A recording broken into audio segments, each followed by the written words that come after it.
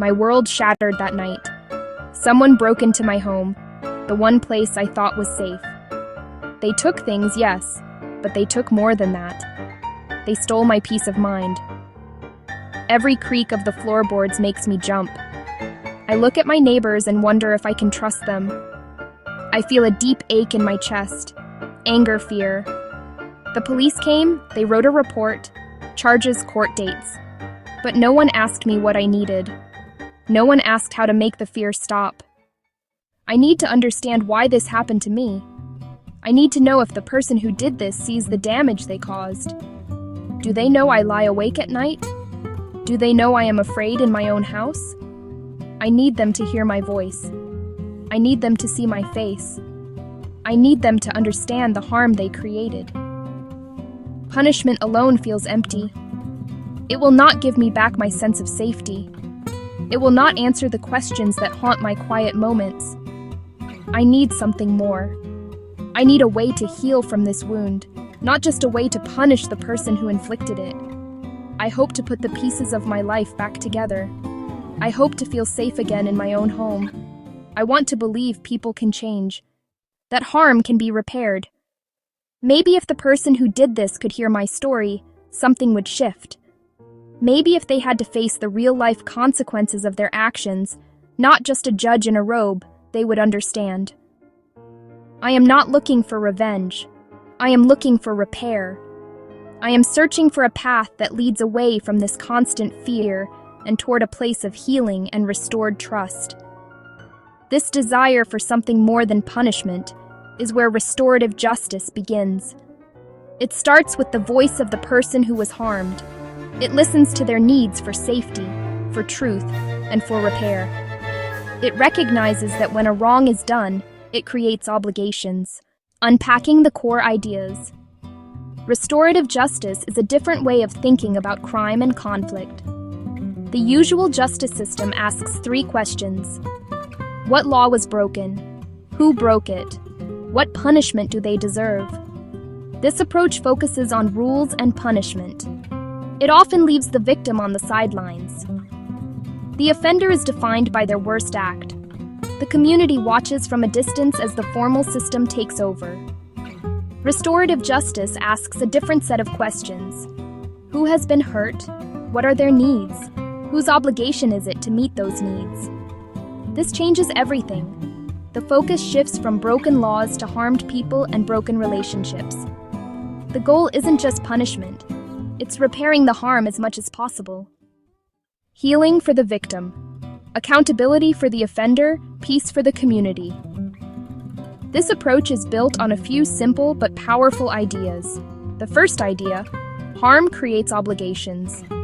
The person who caused the harm must understand the impact and do what they can to make things right. The second idea, victims should have a voice, a right to be heard, to ask questions, to say what they need to heal.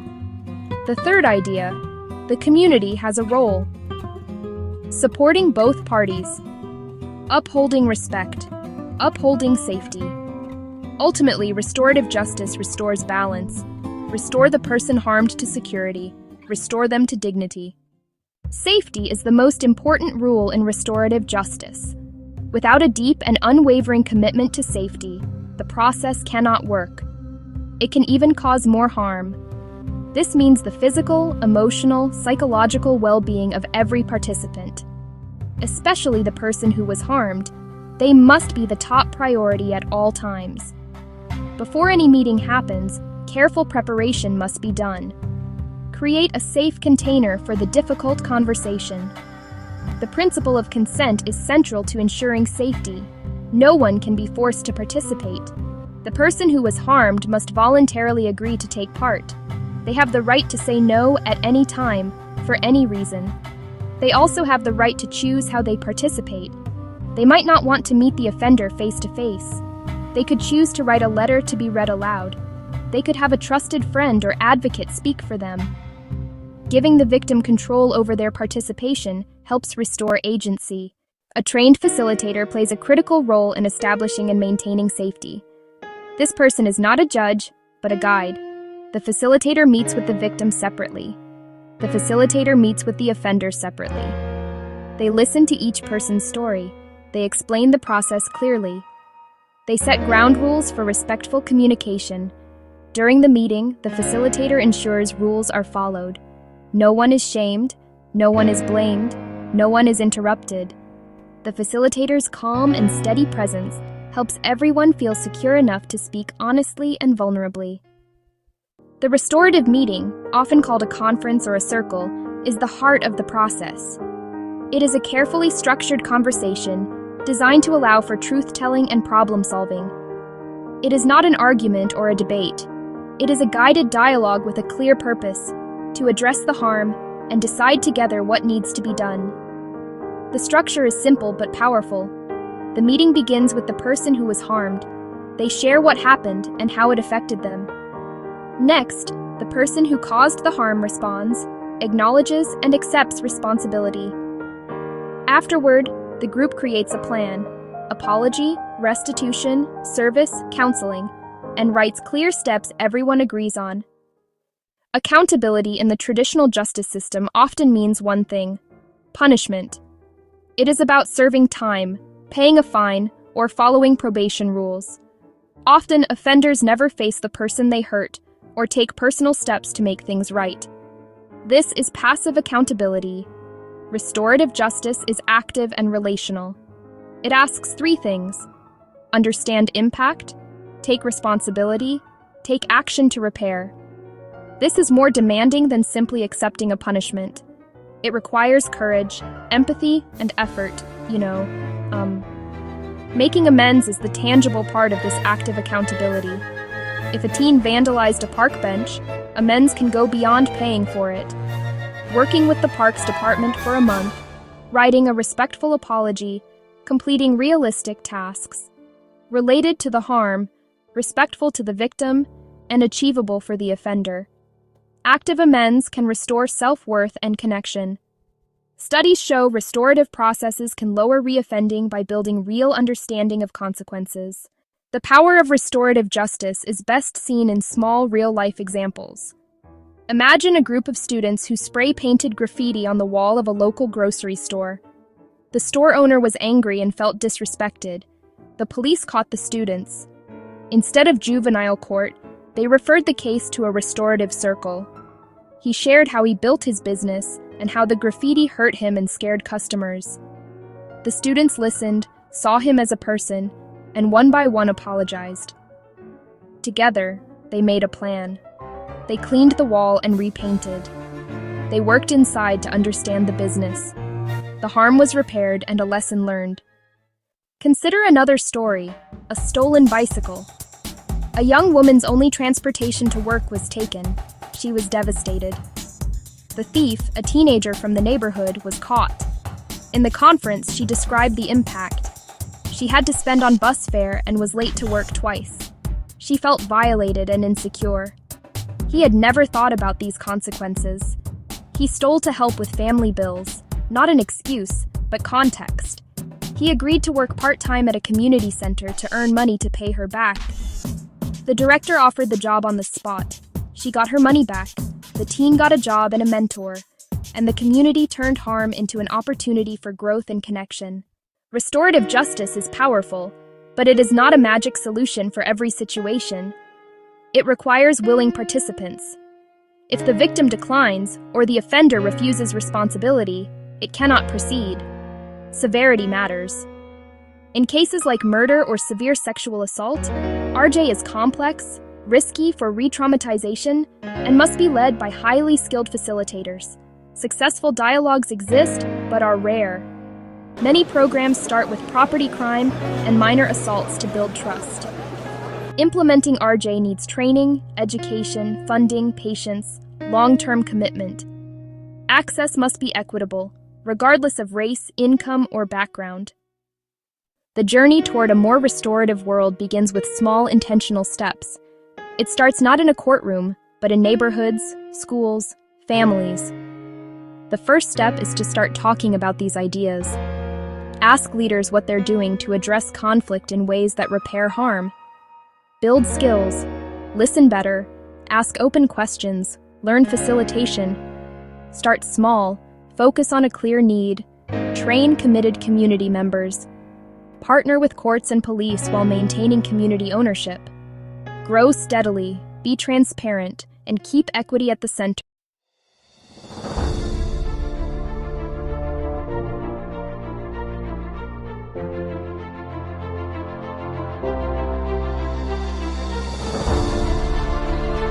Across the globe, a quiet but pervasive crisis is unfolding, one that erodes the very foundation of our civic life. A profound lack of trust between citizens and the governments that serve them. Decisions are often made behind closed doors. Budgets are presented as impenetrable walls of numbers. The processes that shape our communities feel distant and obscure. This creates a fertile ground for suspicion, where citizens begin to assume the worst about how their money is spent and how critical choices are made. This erosion of trust is not merely a matter of public perception. It paralyzes progress, stifles civic engagement, and ultimately weakens the fabric of society. When people feel disconnected from their government, they are less likely to participate, collaborate, or believe in a shared future. This chasm of distrust, however, is not insurmountable.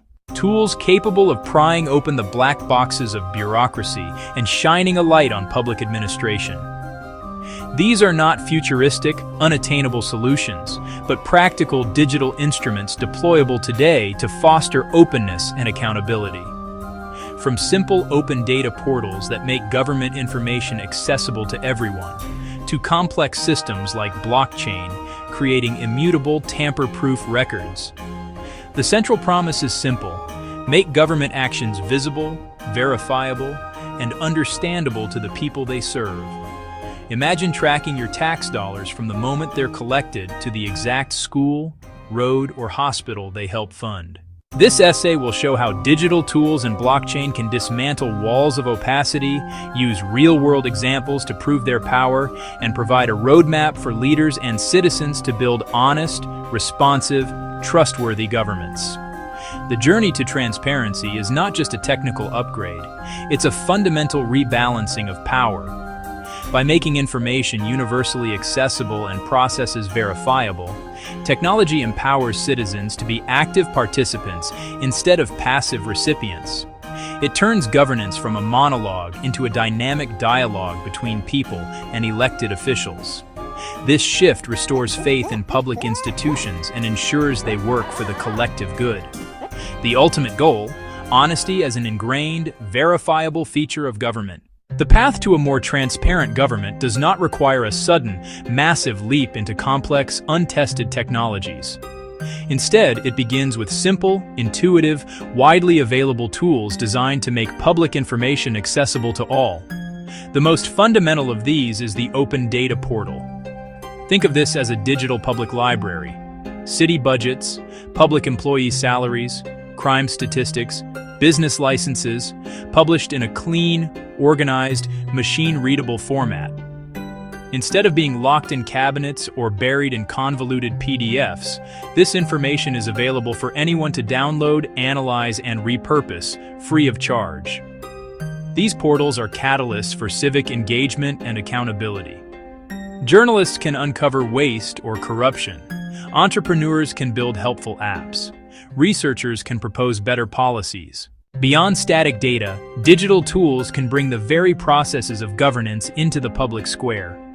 Live streaming city council meetings and public hearings on platforms like YouTube and Facebook removes physical barriers to participation.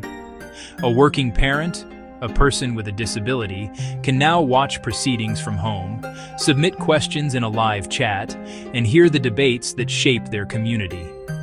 Similarly, online feedback platforms and participatory budgeting tools allow citizens to propose ideas, report issues, and vote on how a portion of the public budget should be spent, transforming them from passive observers into active collaborators. While open data portals make information available, they do not guarantee accuracy or that data hasn't been tampered with. A government could alter a database to hide facts or change a digital record to favor a party. This is where blockchain offers a revolutionary solution. At its core, a blockchain is a shared, distributed digital ledger, thousands of identical linked notebooks across a network. New entries are broadcast, verified by participants, then added as a block to the chain. Each block is cryptographically linked to the one before it, creating a chronological, unbreakable chain. To alter a record, you'd need to change that block and every block after on a majority of computers, an incredibly difficult task. This structure makes blockchain immutable, ensuring the integrity of its information. Recording procurement end-to-end, initial bids to final payments, creates a permanent, auditable trail. No secret bid edits, no hidden favors without a footprint. Land registries, aid tracking, even voting systems gain verifiable integrity. To see real-world impact, look to the Republic of Georgia. After independence, property rights were insecure, bureaucratic, slow, and vulnerable to corruption and fraud. Citizens faced opaque processes, disputes, and low confidence, stifling investment and development. In 2016, NAPR partnered with Bitfury to anchor the digital land registry to a secure, private blockchain.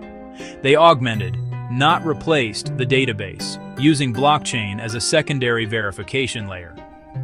Transaction essentials, sales, inheritance, were hashed and recorded on-chain. A unique hash created a permanent, time-stamped, tamper-proof record, independent of the central database. People received receipts linking to the blockchain record, enabling independent verification of ownership. Confidence rose, fraud risk dropped, and registration became faster and cheaper. Georgia shows that incremental integration can secure rights, reduce corruption, and stabilize the business environment, delivering a more honest government. While digital tools and blockchain offer immense potential, it would be naive to view them as a magic bullet. The digital divide, connectivity, skills, devices, can exclude the most vulnerable. Moving services exclusively online without equity risks a new form of exclusion. Bureaucratic inertia and fear of scrutiny resist radical transparency. Some resist because openness disrupts entrenched interests. Building secure portals and robust blockchain apps requires investment, development, infrastructure, security, and ongoing maintenance and staffing. Smaller municipalities may lack budget and skilled teams, risking digital ghost towns. A polished portal can still be a veneer. Cherry-picked releases hide controversy. Bad blockchain design can legitimize bad data. Technology is a tool. Without honest intent, legal access frameworks, and a watchful civil society, advanced systems can serve control rather than empowerment. Address the digital divide. Invest in connectivity and create access points in libraries, community centers, and government offices. Commit to digital literacy so everyone can find, understand, and use public information. Start small, scale smart, pick visible, high-impact pilots like broken sidewalks where data is straightforward. Demonstrate success, prove value, and win over skeptics. Iterate based on real-world use before a wider rollout. Implement robust governance, anonymize data, publish clear privacy policies, empower independent oversight. Build privacy by design so verification doesn't expose personal details. Pair tech with strong FOI laws and a vibrant ecosystem. Journalists, academics, watchdogs, via grants and civic hackathons. Ensure data is used to scrutinize action and drive positive change. Transparency requires unwavering leadership. Leaders must champion a clear vision for an open, honest, collaborative government. Make public commitments and weave transparency into policies and communications. Fund portals, training, and pilot projects. Frame as investments in efficiency, development, and trust. Transparent procurement reduces fraud and boosts competition. Identify innovators, give them cover to experiment, celebrate wins, and formalize roles like an Office of Innovation or a Chief Data Officer. Be accountable, share successes and failures, use data to engage the public in fixing problems. Model a culture where data drives learning, not blame. Leaders must build the political and cultural infrastructure where transparency can flourish. Technology can open the doors of government, but citizens must walk through them. The promise of honesty is a two-way street requiring an engaged citizenry. Pay attention, visit the Open Data Portal, explore the interactive budget, tune into council live streams. Public attention signals that transparency is valued and actions are watched. Use feedback apps to report problems. Submit ideas and vote for neighborhood improvements. Be a watchdog. Anyone can analyze public data to drive change. With technical skills, build apps and do deep dive analyses at meetups. Advocate for stronger FOI laws, digital access, and user-friendly tools. Bottom-up pressure creates political will when citizens demand and responsibly use transparency. The distrust separating citizens and governments is not irreversible. With intention, courage, and smart application of technology, it can be repaired. Simple tools make government visible and understandable. Cryptographic security provides unbreakable integrity, verifiable by all. Together, these tools lead to a government that is more efficient and more honest. But the journey faces human challenges. The digital divide, institutional inertia, superficial implementation. Leaders must champion, resource, cultivate openness, pilot, learn, and protect privacy. Citizens must use the tools to scrutinize budgets, report problems, contribute ideas, and hold officials accountable. An open government is only as powerful as the engagement it inspires. Technology is not the savior, but it is our most powerful tool to build open, accountable, and trustworthy governments worthy of a thriving 21st century democracy.